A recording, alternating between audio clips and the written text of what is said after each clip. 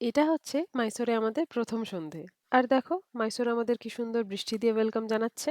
হোটেলে পৌঁছে ফ্রেশ হয়েই বেরিয়ে একটু খাওয়া-দাওয়া করে আমরা চলে গেলাম মাইসোরের এই ফেমাস চার্চ দেখতে। আমাদের হোটেল যেহেতু এই চার্চের একদম কাছেই, তাই খুব তাড়াতাড়ির মধ্যেই আমরা এখানে চলে এসেছি কারণ এই চার্চ ৮টার মধ্যে বন্ধ হয়ে যায়। তো এই ফেমাস প্লেসের নাম হচ্ছে সেন্ট জোসেফস ক্যাথিড্রাল, যেটা সবাই বেশি চেনে সেন্ট ফিলোমেনাস চার্চ বলে। দূর থেকেই প্রথমে চোখে পড়ল এই বিশাল টুইন টাওয়ার্স, আর কাছে যেতেই মনে হলো এটা যেন মাইসোরের রাজকীয় ভাইবের মধ্যে থাকা একটা ইউরোপিয়ান মাস্টারপিস। এই চার্চের ইতিহাসও কিন্তু বেশ ইন্টারেস্টিং।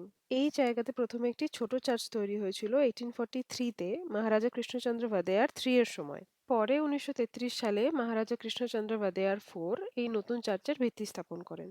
আর অ্যাপ্রক্সিমেটলি 1940-এর দশকের শুরুতে এটার কনস্ট্রাকশন কমপ্লিট হয়। সবথেকে ফ্যাসিনেটিং ব্যাপার হলো এই চার্চের নিও গথিক আর্কিটেকচার। এর ডিজাইনের ইন্সপিরেশন নেওয়া হয়েছিল জার্মানির বিখ্যাত কোলন ক্যাথিড্রাল এবং নিউ ইয়র্কের সেন্ট প্যাট্রিকস ক্যাথিড্রাল থেকে। ভিতরে ঢুকে আমরা দেখেছিলাম যীশুখ্রিস্টের জীবনের আরো কিছু ঘটনার বিবরণ।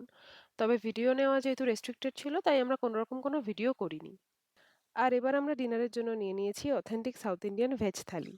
ব্যাস এটাই ছিল আমাদের মাইসোর ডে 1। চলো তাহলে, আজকে খুব টায়ার্ড, এবার ফিরবো হোটেলে। মাইসোরের আরো গল্প নিয়ে দেখা হচ্ছে নেক্সট ভিডিওতে। বাই।